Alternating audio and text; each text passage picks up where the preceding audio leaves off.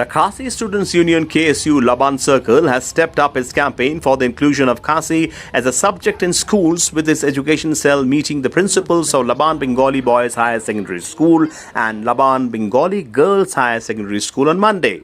The delegation, led by Education Cell Chairman K. Nelson Wandrap and Secretary Andrew P. Kharbithai, urged the school authorities to introduce Khasi as a subject following complaints from parents that students were being deprived of the opportunity to continue studying the language. The KSU said the two institutions have a history spanning more than a century, but expressed concern over the absence of Khasi from their curriculum.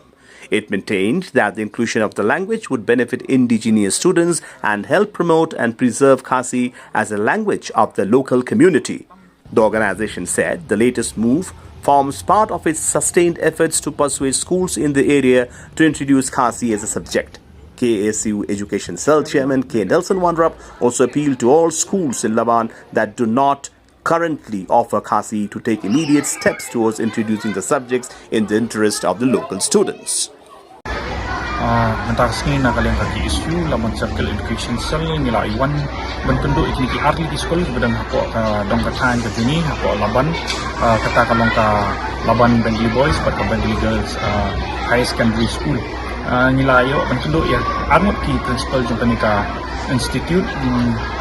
kembali tep makani ka school kabala ya ni hapo Laban kabala dan lasis patam telikisnam Henry kabasungsi pat hakni atli ki school tamshin madan ya kata subject Khasi kani ka school kadang hapo kando ka siap kajuni te namar kata kum kaseng bak education cell jongka Laban Circle hi brakwe kebu jing dawa khmat jongka school ba kidi ban marra no ya kan ka subject bakan bu pat ya ka subject Khasi hakani ka school ke jongki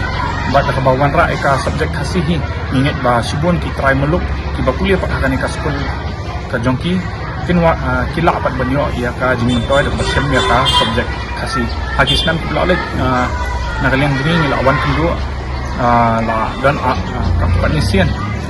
namar ka jing yo jing complaints na kibabon ki